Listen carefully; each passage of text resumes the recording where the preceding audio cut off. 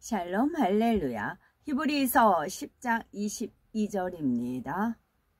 우리가 마음에 뿌림을 받아 악한 양심으로부터 벗어나고 몸을 맑은 물로 씻음을 받았으니 참마음과 온전한 믿음으로 하나님께 나아가자. 아멘. 요한 1서 3장 2절. 사랑하는 자들아, 우리가 지금은 하나님의 자녀라. 장래에 어떻게 될지는 아직 나타나지 아니하였으나 그가 나타나시면 우리가 그와 같을 줄을 아는 것은 그의 참모습 그대로 볼 것이기 때문이니. 아멘. 제목은 믿음입니다. 성경에 기록된 하나님의 말씀은 영원히 변함이 없는 진실 자체이시지요. 그래서 하나님께서 인정하고 기뻐하시는 믿음을 소유하면 무엇이든지 구하는 대로 응답받을 수 있습니다. 마태복음 21장 22절에 너희가 기도할 때에 무엇이든지 믿고 구하는 것은 다 받으리라 하시니라 하셨기 때문이지요. 그러면 왜 어떤 사람은 즉시 응답을 받지만 어떤 사람은 응답이 더디거나 받지 못하는 걸까요? 히브리서 10장 22절에 우리가 마음의 뿌림을 받아 양심의 악을 깨닫고 몸을 맑은 물로 씻었으니 참마음과 온전한 믿음으로 하나님께 나아가자 말씀합니다. 여기서 참마음이란 거짓이 없는 진실한 마음, 곧 예수, 그리스도를 닮은 마음이지요. 온전한 믿음이란 성경 66권의 말씀을 의심 없이 믿으며 하나님께서 주신 계명을 모두 지켜 행하는 것을 말합니다. 그런데 온전한 믿음은 참마음을 이룬 만큼 소유할 수가 있는 것이지요. 참마음을 이룬 사람이 고백이야말로 진실한 믿음의 고백이므로 하나님께서도 그 기도에 신속하게 응답해 주십니다. 많은 사람이 믿음의 고백을 하지만 저마다 그 속에 담긴 진실함은 다르지요. 참마음을 이루어서 100% 진실한 믿음의 고백을 하는 사람도 있지만 온전히 이루지 못해 50%뿐인 진실하지 않은 사람도 있습니다. 그런 경우 하나님께서는 너는 나를 반밖에 믿지 못하는구나 하실 수밖에 없지요. 이러한 진실함의 정도가 바로 하나님께서 인정하시는 믿음의 분량임을 깨우칠 수 있습니다. 인간관계에서도 믿는다라는 고백과 상대를 신뢰하는 정도가 다른 것을 보게 되지요. 예를 들어서 엄마가 어린 자녀를 집에 두고 외출할 때 얌전히 집 잘 보고 있어라, 엄마는 널 믿는다 한다면 엄마가 정말 그 자녀를 믿어서 말하는 걸까요? 참으로 믿는다면 믿는다라는 말이 필요가 없습니다. 몇 시에 들어올게 집 잘 보고 있어 해도 되지요. 그런데 믿었지 못하니 믿는다라는 말을 덧붙인 것이지요. 엄마가 깨끗이 청소해 놨으니까 어지럽히지 말고 엄마 화장품 만지지 말아라.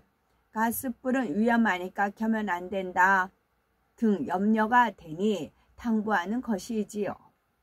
그렇게 당부하고 외출했으면서도 믿음이 가지 않으니 지금 뭐하니? 라고 아무 일 없지 하면서 다시 한번 확인을 합니다. 평소 부모님 말씀을 잘 듣고 무엇이든지 그대로 순종하는 자녀에게 너를 믿는다 했다면 자녀를 100% 믿는 데서 나온 진실한 고백입니다. 이처럼 얼마나 순종하고 진실한지에 따라 신뢰가 가는 자녀가 있는가 하면 믿었지 못한 자녀도 있는 것이지요.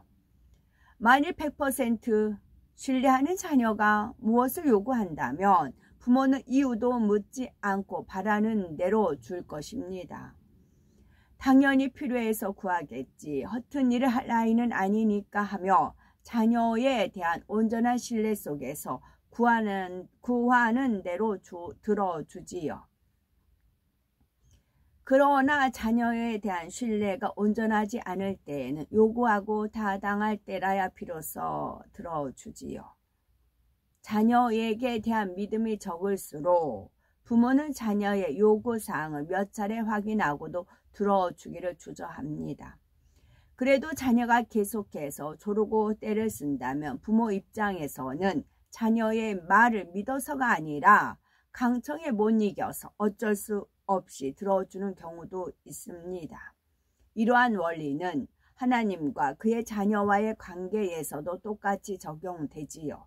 따라서 믿업지 못한 자녀가 강청하니 마지못해서 조금 주시는 것이 아니라 범사의 진리 가운데 행하여 책망받을 것이 없으므로 구하는 것마다 주실 수 있도록 참마음과 온전한 믿음을 소유해야 되겠습니다. 우리 전 세계적 꽃은 파스텔톤 컬러의 꽃은 그렇게 많지 않을 겁니다. 파스텔톤은 은은하게 핑크색이라도 이렇게 은은하게 퍼지는 거, 보라색이라도 그럴 땐 파스텔톤이라 그렇게 말을 하지요.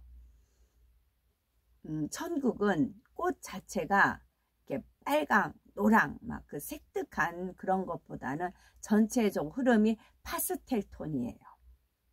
파랑색도 그냥 파랑이 아니고 연 하늘부터 그 빛을 쪼임에 따라서 그 색깔이 틀린 겁니다. 그러니까 파랑색을 흰색이라고 섞으면 흰색을 얼마큼 더 첨가했느냐에 따라서 연한 하늘로 바뀌잖아요. 흰색은 빛이잖아요. 빛의 색이에요. 빛의 세계입니다. 천국은. 그 빛이 얼마나 쪼이느냐에 따라서 색깔이 틀려요. 향도 틀리고 색깔도 틀립니다. 그러면 낙원에서부터 1천층, 2천층, 3천층 새 예루살렘이 있어요. 공간이 다 틀립니다. 공간이 다 틀리고 역시 마찬가지로 그 보석의 색깔도 다 틀립니다. 제가 저 대법원 쪽에 피켓 들 때 보면 거기는 이제 그래도 서쪽 부잣집 동네죠. 그럼 있으면 그 사모님들이 지나갑니다. 그러면 옷도 다 고급스럽고 얼굴도 다 고급스럽고 윤택이 있고 윤기 나고 다 그래요. 우윳빛이고 그래요. 하나같이 그래요. 지나가는 사람들 보면. 저 사람들은 왜 저럴까?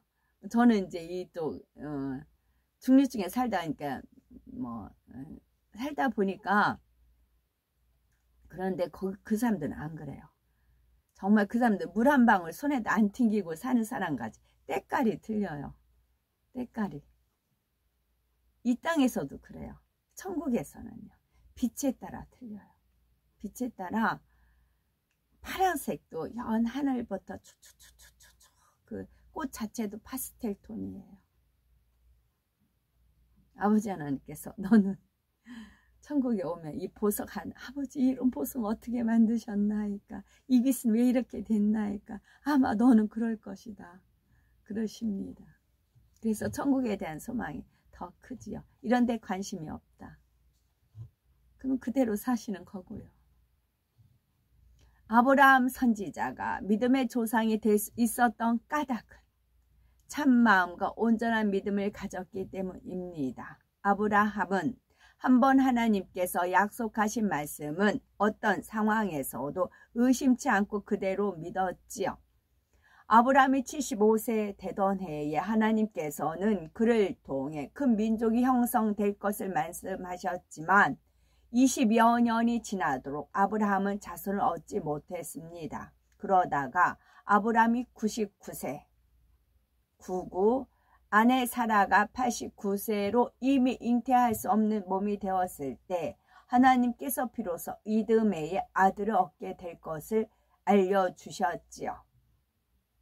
사람의 생각으로는 도무지 불가능하지만 약속의 말씀을 전혀 의심치 않는 아브라함의 믿음을 하나님께서 인정하신 것입니다. 결국 하나님께서는 약속대로 이드메의 아들 이삭을 낳게 축복해 주셨지요. 그런데 아브라함이 믿음의 조상이 되기 위해서는 또 한 번의 믿음의 시험이 남아 있었죠. 100세에 얻은 독자 이삭을 번제로 드리라고 하신 것입니다. 아브라함은 사랑하는 아들 이삭을 어떻게 번제로 드렸을까요? 아브라함은 이미 하나님께서 이삭을 통해 많은 자손이 나올 것을 알려주셨기 때문에 그를 번제로 드린다고 해도 다시 살리실 줄로 믿었습니다. 그래서 오직 믿음으로 이삭을 결박해 번제단 위에 올려놓고 칼을 들어 잡으려 했지요. 이때 하나님께서는 그 아이에게 네 손을 대지 말라, 아무 일도 그에게 하지 말라, 네가 네 아들 네 독자라도 내게 아끼지 아니하였으니 내가 이제야 네가 하나님을 경외하는 줄을 아노라 하셨지요. 이처럼 아브라함은 마음 중심에서 하나님을 경외했기 때문에 순종할 수 없는 일에도 순종했으며 믿음의 시험을 통해 온전한 믿음을 인정받고 믿음의 조상이 되는 축복을 받을 수 있었습니다. 우리는 참마음과 온전한 믿음을 소유해야 되겠지요. 성경 66권에 기록된 하나님의 말씀을 조금도 의심하지 않고 온전히 믿으며 계명들을 지켜 행해야 되는 것이고, 죄를 피 흘리기까지 싸워 버리고 악은 모든 모양이라도 버려야 변화되어 주님의 마음을 닮아갈 수 있습니다. 하나님께서 기뻐하시는 참마음과 온전한 믿음을 이루어 무엇이든지 구하는 대로 응답받아 하나님께 영광 돌려야 되겠지요. 이삭은 아브라함과 사라 사이에 태어난 아들이며 아버지가 자신을 번제물로 드리려 했을 때 반항하지 않았지요. 그는 40세에 리브가와 결혼해 60세에 쌍둥이 에서와 야곱을 낳았고 야곱보다 에서를 더 사랑했고 노년에 축복하려 했으나 리브가와 야곱의 속임수로 야곱에게 장자의 축복을 해주게 되었지요. 그는 하나님께 가나안 땅과 자손에 대한 약속을 축복받아 거부가 되었으며 블레셋 사람들이 우물을 막아 버릴 때에도 대항하지 않고 오히려 양보함으로 화평을 이루었던 분이십니다. 아멘.